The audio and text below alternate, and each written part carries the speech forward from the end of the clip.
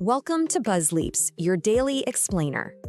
Listen to this. 74% of AI's economic value is captured by just 20% of companies. Meanwhile, 40% of businesses are blindly choosing to automate jobs away instead of upgrading human workers. So, are you the one being replaced, or are you capturing that massive value? Today, you're about to learn the hidden truth that will completely change how you see AI, your future, and Buzz Leaps. Let's get into it. Section 1. The AI job illusion. We're constantly fed this narrative, right? That artificial intelligence is just this unavoidable job-killing hurricane wiping out the global workforce. That AI coming in literally means humans getting kicked out. But let's actually look at the data. The tech sector is going through a massive structural shift, actively trading human headcount for raw computing power. Since late 2022, we've seen rolling cuts. By early 2026, Oracle wiped out 30,000 roles, Amazon slashed 6,000, and Meta cut another 8,000. In just the first half of 2026 alone, over 95,000 tech workers were laid out.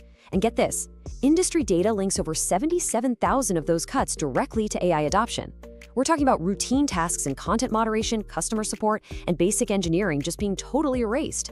And honestly, this brilliantly illustrates the massive scale of the shift and the illusion itself. You see, companies love to frame these cuts as necessary efficiencies or market corrections. But what's the actual reality? Take Meta, for example.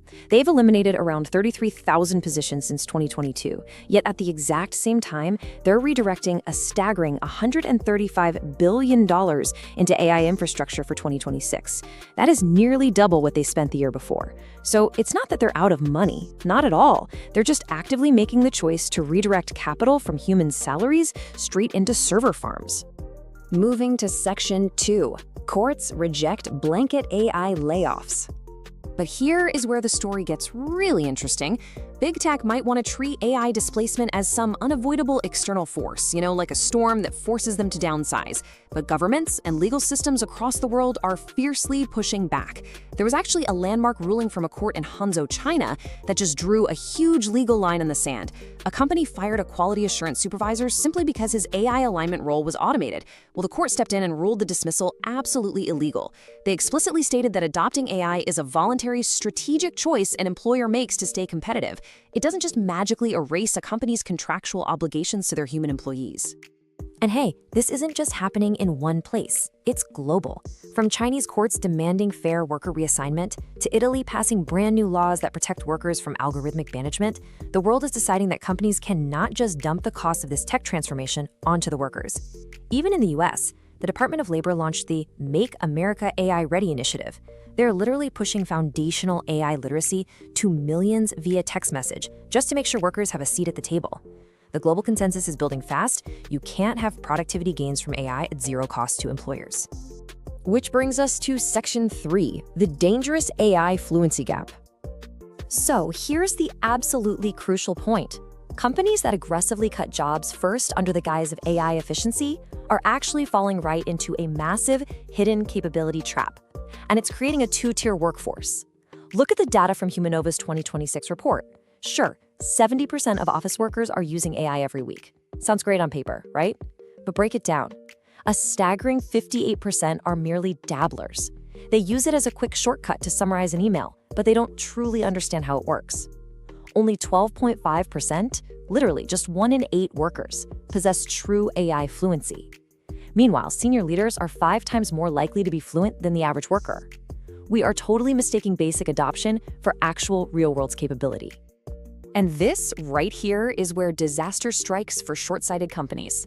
Organizations are in such a rush to redesign work around AI, but if they shrink their workforce before building what experts call AI intuition, they destroy the exact on-ramp their employees need to actually become fluent. Think about it. You cannot make an organization smarter by making it smaller first. Cutting jobs before your remaining humans actually know how to direct, trust, and delegate to AI, that doesn't create value. It creates massive operational risk. Section 4. Enter the era of agents. This all builds into the next massive wave hitting the workforce, the rapidly approaching era of autonomous AI agents. We're moving way past simple chatbots now, into systems that can autonomously plan, act, and execute multi-step tasks. But according to Anthropic's 2026 State of AI Agents report, which surveyed over 500 tech leaders, deploying these agents is definitely not magic. Scaling AI isn't just buying new software. It's a profound systems challenge. The biggest barriers aren't even the AI models themselves. Almost half of organizations say their biggest hurdles are integrating with legacy systems, accessing high-quality data, and dealing with employee resistance. Because context is the real bottleneck. If your company's data is a total mess, the most advanced AI agent in the world isn't going to be able to help you. But when companies actually take the time to solve those integration problems, the results are absolutely incredible. And this directly addresses that core fear of AI taking everyone's job. The data proves that when implemented correctly, these agentic systems don't just eliminate work, they elevate it. Employees end up shifting their time drastically away from rote, repetitive execution, and instead, they're spending up to 70% more time on strategic work, relationship building, and learning new, higher leverage skills. Section 5. Growth over pure cost cutting. Ultimately, the real AI divide out there in the corporate world is not human versus machine. It's a divide between companies that use tech to empower their humans and those that use it as a blunt instrument just to cut costs. Recent research from PwC paints this picture perfectly. Remember that statistic we talked about at the very beginning? The top 20% of companies are capturing 74% of AI's economic value. Why is that? Because they are heavily utilizing the technology to completely reinvent their business models. They're pointing AI at identifying and pursuing new growth and revenue opportunities. The bottom 80%, on the other hand, they're stuck in endless pilot programs, or worse, they're solely focused on using AI for basic productivity and job elimination. The winners here are the ones automating safely at scale, building trust, and actually growing. Section 6. Your digital freedom roadmap. Look, the landscape is shifting incredibly fast. Tech giants are restructuring, courts are drawing new legal lines, and that fluency gap we talked about, it is widening every single day. So it's time to choose which side of the AI divide you're going to stand on. I am BuzzLeaps, the author and publisher, and my book, The Professional's Roadmap to Digital Freedom, reveals what you're silently losing right now, which is 40L+. This isn't a book about motivation, it's a manual. It is your direct guide to crossing the AI fluency gap and actually capturing the value in this new economy rather than becoming a casualty of it. As you navigate this unprecedented era of AI disruption, while companies are deciding whether to automate you or elevate you, the only question worth asking yourself right now is, can you afford to not have this?